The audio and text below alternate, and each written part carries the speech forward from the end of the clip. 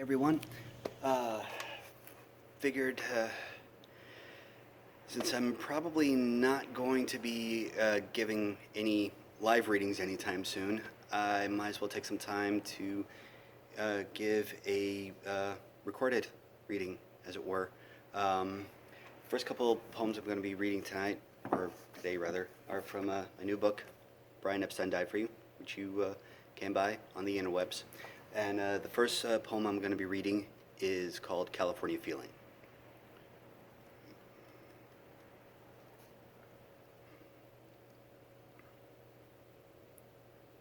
Sunset Boulevard hopefuls all want discovery. Let the ocean wash them all away. Smoke splits blue sky as Gatsby eyes look down. A million different kinds of music blend together as a million languages laugh with each other. Books pass like peace pipes to sidewalk squatters. Don't you understand? We found the main nerve. Sundresses in winter dance to what remains of free love. Puppers only want to cuddle because no one understands unconditional love like dogs. Falling for flapper hat wearing hipster pixie dream girls that seem to be everywhere. Typing away on Apple computers, drinking tea, whilst I drink a mocha I could swear is actually just heated chocolate milk. The restless and derivative sell themselves in the great American script in elevators to anybody wearing a blazer with a decent haircut. Sunshine states don't know what to do with themselves when the sun goes down. Tired tears prep second wind, daily grind soundtracks in mono like a one-track mind. California vibrations grow the world. Drink yourself drunk at Vesuvio and stumble down Jack Kerouac Way. Empathic hearts take blame and kiss with kindness, all the same. Without love, the world is just another place. There's that one. And the second one I'm going to be reading from this book is entitled Almost.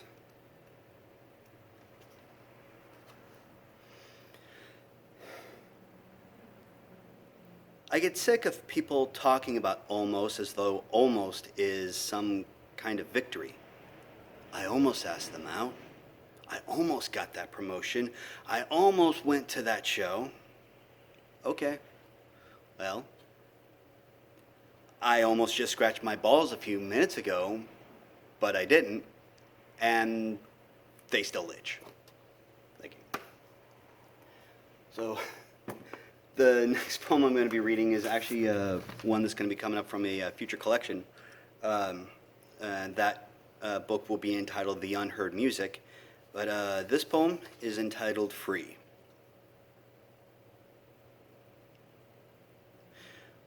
We are the broken mirrors that reflect the rainbow.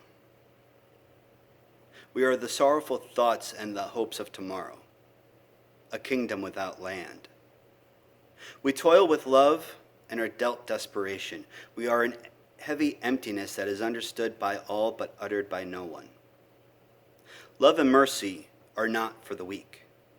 Forgiveness is easy, but forgetting is always the hard part. Strength is sometimes a hard thing to admit when you live every day staring down extinction and facing the higher and higher probability of not having the chance to dodge a bullet. Fear is just an argument with the world. Love is always the end game. Don't let anyone say otherwise. Nothing is over until you take that last bow. The world takes part in insane nations and the weirdest timeline. Feeling the immensity of today, tomorrow, and beyond, laughing within the untold manifesto. We live so the bastards won't win. At least not today. The next poem I'm going to be reading is from my book that came out last year, Radio of the Soul, also for sale. Shameless self-promotion. And this is based on an event that happens all too often in South City, and I love them when they do. It's entitled House Show.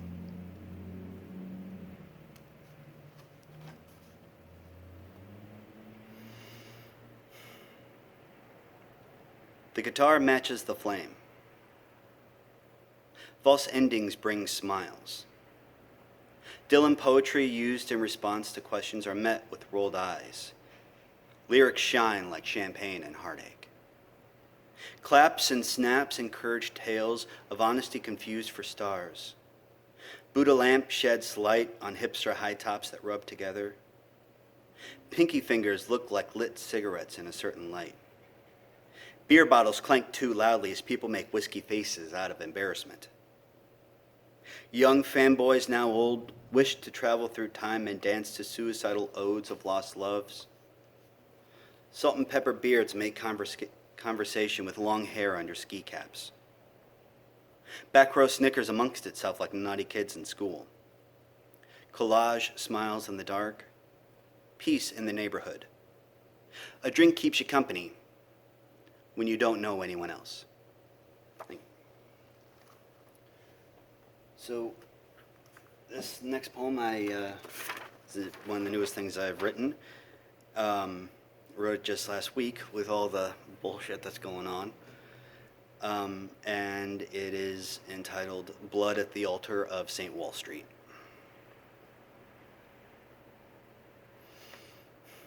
I wish I could say that the title of this poem was a bad metaphor thought up by a 16-year-old trying to be deep, but it's not. The powers that be literally want the elderly to die, all in the great name of their business. And to all of them, I say this. You go first. Thank you. So, I'm going to end with two more on a more positive note. And this one's going to be coming out from a book of mine I should not be touching my face, but old habits die hard, and I got like a loose eyelash or something, but still shouldn't do it. This next poem is going to be coming out in a book of mine next year, titled Cosmic American Love Letter. And this is to all of the wonderful people that I know and love out in South City, and this poem is entitled South City Love. Hunter Hamilton grabs every last bit of the writings of Rimbaud. Nate Lowry reads high-end William Blake given as a gift. Neil and Drew intensely debate about boots of Spanish leather and one too many mornings. Musicians and poets are just two sides of the same coin, with familial bonds made daily over a decade. Nonviolent platoons, ready to lay their lives down for friends. Caroline's smile melts the hearts of many. River kitten laughs warm your insides as good as any whiskey. Leather jackal hugs feel like home. Talks of Man Ray and Baudelaire with Jake Baxter. Irene's piano has more heart than anything else you've got. 2 joints and a bottle of anything to pass upstairs. 5 in the morning means the buses are going again, but the conversation is too good to stop, and there's always another point to make. I owe my life to at least 50 people who have been there for every high and low of the past decade. I love them all. Even the ones I don't know as well as others, I want them to know I love them because they are beautiful as the full moon shining over all of us each night. A friend and a drink can cure so much. Let straight lines never be clouded. Help is only a call or text away. Yet we're all too Midwestern polite to ever lay our burdens down for others to see. But in the end, we are all beautiful because we see what others don't dare see. And I'm going to do a small one to cap things off from the book currently out. Please buy it. And it's just quick thought, number 4,097. I'm just going to go ahead and say it. White people scare me when Sweet Caroline comes on. Thank you.